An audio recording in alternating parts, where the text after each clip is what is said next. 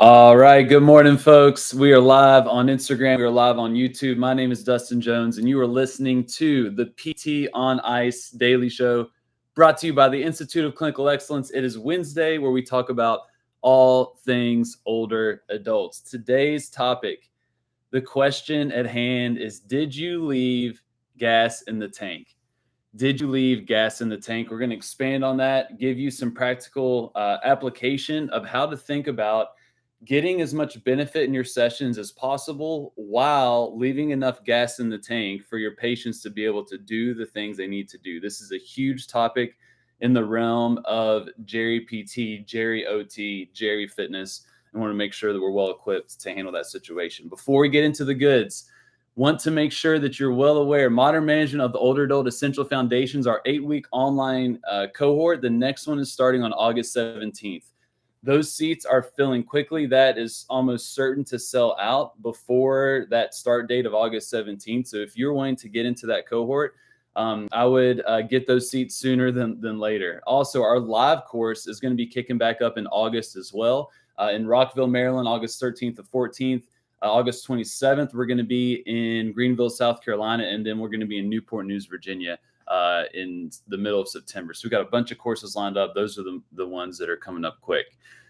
Now, let's talk about this. Did you leave gas in the tank? So this is an interesting conversation, I feel, because we are constantly thinking about how to make our sessions as valuable as possible and get as much adaptation as we can, right? We want to use our time well, and we want to give as much of a stimulus as possible to drive the adaptations that are ultimately going to allow our people to be able to do the things that they want to do, their patient-centered goals, if you will.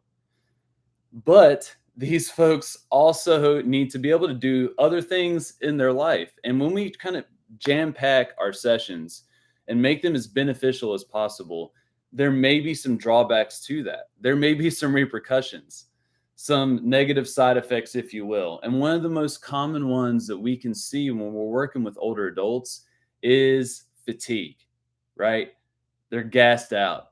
They're tuckered, if you will, if you live in Kentucky. They are fatigued. They are struggling to recover and maybe rather tired, tuckered, fatigue as a result of your session. And this can have a dramatic impact on their quality of life once you leave their home or once they leave your clinic or once you leave their hospital room. So let's dive into this. So if we were to define fatigue, the Heart, Lung, Blood Institute has defined this. I'm just going to read this verbatim. Fatigue is a condition in which there's a loss in the capacity for developing force and or velocity of a muscle resulting from muscle activity under load, which is reversible by rest. So we lose the capacity to create force and especially, high velocity force, and it requires rest to recover. Different reasons for this, right? There could be central based fatigue, which is more of a central nervous system uh, influence or a factor where they're not going to be able to produce as much force. When we have peripheral based fatigue, where it may be specific to a particular muscle group in some of the factors that are associated with a particular area. Many of you all feel this when you go through a heavy strength training session, right?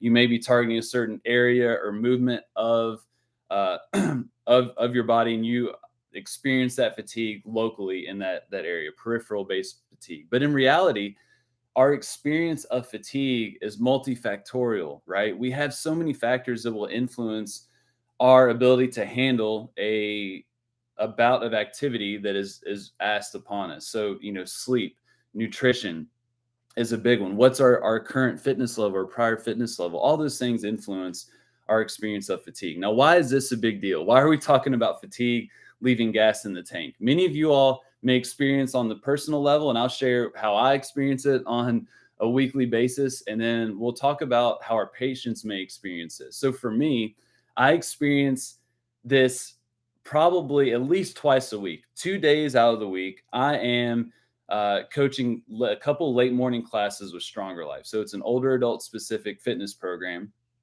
And there is conveniently a CrossFit class right before our Stronger Life class. So I will often hop in that CrossFit class. And then as soon as that class is done, I put on my coach's hat and I'm coaching a couple Stronger Life classes right afterwards. Depending on the program of that day, what we're doing in that CrossFit class, there are some days where it is all I can do to peel myself up off the ground after that difficult workout and get my crap together to be able to coach these folks through an hour-long class times two. It can be rather difficult to make that transition. Some days it's easy, right? Let's say if we are lifting relatively heavy things, lower volume, and let's say it's a relatively short metcon, something rounds for time that's maybe 6 to 10 minutes, not too bad, right? I can recover relatively quickly. But let's say it's a grind of a 12, 16, 20, 30-minute AMRAP, if you will. Those are a little bit more challenging, to where I'm struggling when I come into that Stronger Life class. Many of you all probably feel this, right? You may do the 6:30 or 5:30 class at your local CrossFit box or whatever gym you may go to, and then you've got that 8 a.m. eval, right? You may be struggling with that 8 a.m. eval. There's a lot of fatigue on board that influences you physically, but then also psychologically as well, and probably mental sharpness and all those things. We experience that. Many of us do on a regular basis. Now think about your patients. This is what we really want to focus on. You go into your patient's homebound, older adult. You are helping them recover from a recent hospital discharge. Their capacity is already relatively lower. They live in the home, but they're struggling to meet the demands of what it takes to live in their home. We would call that one rep max living, where people's life, the demands of the things they need to do, is near, maybe even exceeding their maximum capacity or 1 RM.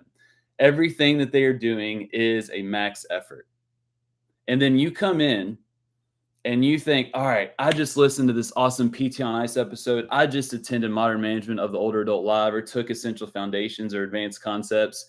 Let's get after it, Betty. And then you program this epic but beautiful session, hour-long session, where you may do an awesome 5x5 strength session at the beginning with a proper warm-up, right? And then you get into a lovely 12-minute AMRAP with a bunch of different exercises that are all correlated to that person, for Betty's patient-centered goals. Then you have a nice cool down, maybe with some stretching, and then you finish it up with a lovely education session of what she needs to do and focus on with different lifestyle factors going into the next session.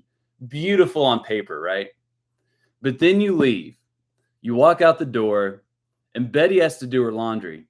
Betty may have to go to the doctor. Betty may have to go to the grocery store. And what happens to Betty?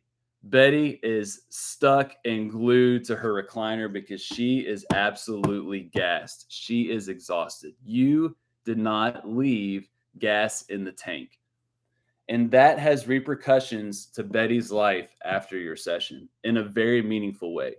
Now, if you take that same session and apply it in the outpatient setting to Karen, that is, 39 years old, that is not one rep max living, Karen's going to recover. She's probably going to be able to do things that she needs to do. But Betty, who's 1 RM living, that has big implications. Did you leave gas in the tank? We have to ask that question. So if we want to leave gas in the tank and we want to help people be a little more fatigue resistant, and then also have our sessions be effective, but then also allow them to be able to do the things they need to do, what do we need to focus on? What factors do we need to consider? How do we want to program? Let's get into that. I'm going to focus on 3 main things for us to use today when we go to work with our folks. First one that we want to consider is that on average, you're going to experience more post-exercise fatigue with lower loads and higher volume exercises. Low load in terms of lower intensity, so relatively lightweight, with higher volume produces more fatigue for individuals. Many of you all have felt this, right? If you do CrossFit, we have all kinds of different workouts with different domains, different stimulus, if you will. Those longer AMRAPs, the 15, 18, 20, 30-minute AMRAPs, you're not lifting relatively heavy per se, but that low load over such a higher volume will generally leave you more fatigued and gassed, and you will be struggling to go into whatever else you have to go into that day. There's a recent review that was really interesting, looking at the effects of high intensity exercise and low intensity exercise on fatigue. And the way they measured fatigue was EMG levels post-exercise.